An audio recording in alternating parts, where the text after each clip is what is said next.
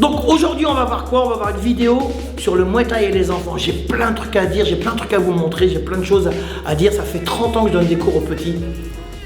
Regardez ce short, comment il est mignon. Alors ça c'est ma fille Léna. Voilà, il y a son nom. Et elle était toute petite avec son papa, sa maman et tout.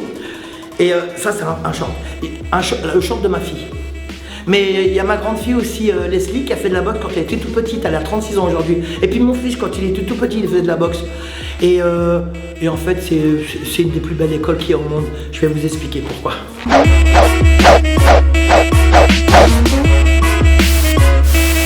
Vous voulez faire du Muay Thai? AFMT.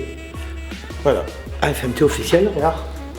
Alors oui, je fais de la pub pour la FMT. Oui, je fais partie de cette fédé. Oui, avec des amis, on a monté cette fédé il y a plus de 10 ans. Oui, elle fonctionne. Oui, c'est uniquement du Muay Thai, AFMT. Bonjour à tous et bonjour à toutes. J'espère que vous avez passé une super semaine. Aujourd'hui, on va parler de quelque chose que j'ai rarement parlé. On va parler du Muay Thai et les enfants. Ça, c'est un sujet un peu sensible. Alors, il y en a qui ont des idées, il y en a qui ont d'autres idées, il y en a qui ont des sentiments, il y en a qui ont des vérités, il y en a qui ont des torts. Voilà, chacun il voit midi 25 à midi 35 à sa porte. On va voir ça tout de suite. Donc là, je mets mes lunettes parce que je vais regarder une vidéo de Muay Thai en Thaïlande, une vidéo de combat d'enfants. Alors, je vais regarder comme vous, là, c'est en direct. Hein. Aujourd'hui, on va parler, bien entendu, on va parler des enfants. Ah là, ils sont petits. Hein. Là, c'est quoi? C'est 17 ans? 5 ans. 5 ans, 6 ans? Ah, ça cogne. Là, c'est quand même pas mal technique. Ah, ça cogne. Hein. Alors, vous avez vu, là, ils sont pas de protection, ni au corps, ni au visage, ni au niveau des protèges tibia. Ils ont des gants qui sont assez gros, d'ailleurs. Hein. C'est pas des petits gants. Voilà, vous avez vu, hein, c'est le public, le public est chaud. Oh, il est touché le petit. Ouh, là, il va au tapis. Alors ça, moi, par exemple, ça me fait mal au cœur de voir un enfant qui est pratiquement KO. Moi, ça me touche parce que d'abord parce que je suis un papa, j'ai 3 enfants, et puis c'est parce que je suis grand-père aussi. Mais à aucun moment je vais émettre un jugement. Tout d'abord parce que je suis un Européen, je suis une personne occidentale, même si je viens du bassin méditerranéen, même si j'ai une culture méditerranéenne. J'ai pas la culture asiatique. Les enfants qui boxent, alors en Asie, ça peut être au Laos, ça peut être au Cambodge. En Birmanie, c'est pire. En Birmanie, ils n'ont pas de gants. On est d'accord. En Birmanie, ils n'ont pas de gants. Ils frappent à main nue. Alors, si vous allez chez les Caïnes, dans l'état Caïne, dans la jungle, tous les vendredis, il y a des combats de Laoué, de boxe birmane, où les enfants de 5-6 ans, ils boxent en vrai. Et sans protection aucune. Et ils se mettent des patates et des coups de pied au visage sans protection. Ça fait partie de la culture. Alors, il y a quelques années en arrière, je crois il y a 2-3 ans ou 4 ans, il y a eu un enfant qui est décédé malheureusement. C'est toujours terrible, un enfant qui décède. De toute façon, un enfant qui décède, quand un enfant décède, c'est toute l'humanité entière qui est touchée. Hein. Donc malheureusement ce petit, je crois que c'était un petit de 9 ans ou de 11 ans, il est décédé suite à un combat de Muay Thai. Et puis il y a eu des gros débats en Thaïlande, très très gros débats en Thaïlande. Et à un moment, il y a une partie de l'opposition, et même une partie du gouvernement qui voulait carrément annuler les combats d'enfants. Alors, que les enfants pratiquent le Muay Thai, ça c'est extraordinaire, vous pouvez pratiquer le Muay Thai. C'est un sport que vous pouvez pratiquer en extrascolaire. C'est très très bien, c'est même recommandé. Après, c'est vrai qu'il y a une grosse partie de l'opposition du gouvernement thaïlandais, enfin l'opposition thaïlandaise, qui ont manifesté, qui ont lancé des appels pour que les combats d'enfants cessent, parce que c'est vrai que c'est dangereux. Alors surtout dans les villages, dans les campagnes thaïlandaises, dans le sud, dans l'est, dans le nord, beaucoup dans le nord.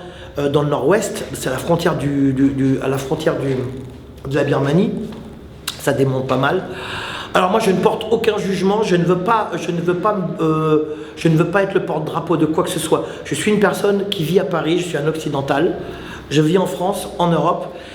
Et quand je vais en Thaïlande, quand je suis allé au Cambodge, au Laos et tout, j'ai demandé pourquoi les enfants boxaient. Parce que ça fait partie de la culture. Ça fait partie de la culture, ça fait partie d'un historique national, culturel. Est-ce que c'est bien? Est-ce que c'est pas bien? Moi, je suis qui pour donner mon avis là-dessus? Je donne pas mon avis. Moi, je donne des cours depuis de très longues années, plus de 30 ans, je donne des cours pour les enfants. Alors, j'ai des petits de 5 ans, 6 ans, 7 ans, 8 ans, 9 ans. À aucun moment, moi, ils boxent dur. Déjà d'une. Mais les petits de 5-6 ans, ils ne font jamais de sparring avec moi. Alors il y en a qui disent ouais, c'est dommage parce qu'ils pourraient faire aucun sparring avec moi. Ils font du sac, ils font du PAO, ils font de la technique, surtout de la technique. Ils apprennent surtout à vivre ensemble, le bien vivre ensemble. Ils apprennent la discipline, ils apprennent aussi l'écoute, ils apprennent aussi à aimer quelque chose qui est différent de leur culture.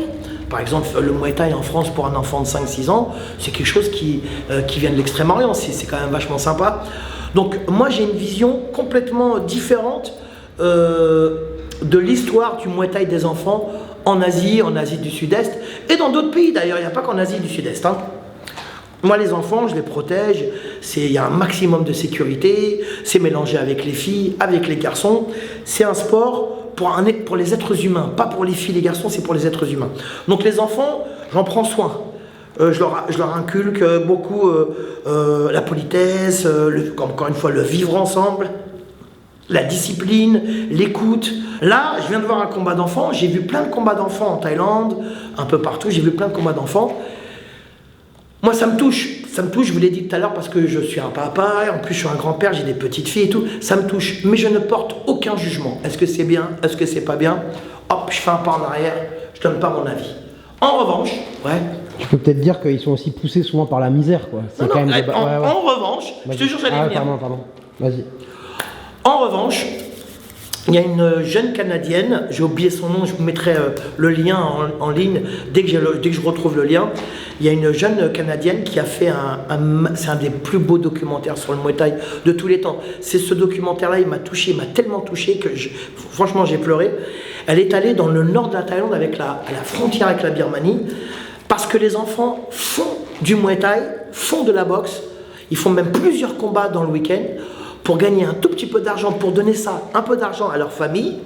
Et surtout, vous savez pourquoi ils font ça? Pour payer l'école, pour s'acheter des crayons, pour s'acheter un cartable, pour s'acheter des cahiers. Parce que leur rêve, eux, c'est pas de monter sur un ring, leur rêve, c'est d'aller à l'école. Et elle, à la fin, je vous mettrai le lien en ligne parce que je l'ai pas en tête, mais je l'ai à la maison, je l'ai gardé, le documentaire. C'est un documentaire extraordinaire. Elle a gagné plein de prix. Hein. En plus, c'est un documentaire en français, c'est magnifique. Et ça remonte à quelques années, c'était avant le Covid. Et ce documentaire, il m'a énormément touché, mais il m'a touché au plus profond de mon âme. Je trouve ça magnifique. Et quand elle parle avec les petits boxeurs thaïlandais et birmans, eux, ils disent, c'est le seul moyen qu'on a trouvé pour aller à l'école. Parce que nos parents sont très pauvres. Le papa, il travaille pas, la maman, elle est malade, nanana, ils sont élevés par les grands-parents, par les oncles. Il n'y a pas d'oseille, il n'y a pas d'argent qui rentre. Nous, ici, ça va, on a la télé, on a tout. On a la télé, on a les boulangeries, on a l'électricité, on a tout. Eux, ils n'ont pas tout ça. Donc, ils font ça uniquement pour aller à l'école. Et à un moment, il y a un petit qui gagne des combats et il va à l'école, il est tellement heureux. Mais quand on regarde le documentaire, on voit que les enfants qui boxent, ils ne sont pas contents, ils ne sont pas heureux.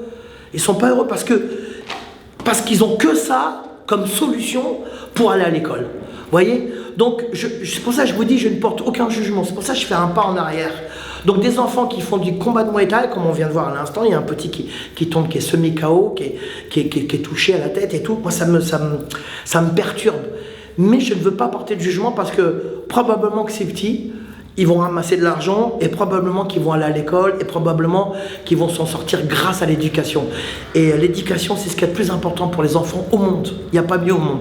Est-ce que c'est la seule manière de s'en sortir en faisant de la boxe? Je ne sais pas. Il y a bien des enfants dans certains pays dont je dirais le nom qui travaillent à 4 ans pour que nous, on puisse porter des affaires. On est d'accord? Pour qu'on puisse et puis qui travaillent pour des marques très très très connues, donc je dirais non parce que j'ai pas envie de leur faire de la pub. Donc on sait que ici et là dans certains pays du tiers-monde, les pays du Sud, pour pas les nommer, les mômes ils ont 4 ans, ils travaillent, ils ont 5 ans, ils travaillent. Voilà, moi mon père quand il était très petit dans les années 30-40, il nettoyait les chaussures des gens qui étaient un petit peu riches, et puis il avait 5 ans, il nettoyait les chaussures, il faisait ça toute la journée, il nettoyait les chaussures des gens. C'est pas dangereux, mais c'était le seul moyen de pouvoir amasser un petit peu d'argent pour aller à l'école, pour avoir l'éducation. Alors, je dis pas c'est bien, c'est pas bien, ça serait génial que les petits ne soient pas obligés de boxer sans protection, ça serait génial qu'ils puissent aller à l'école, ça serait génial, tout serait génial.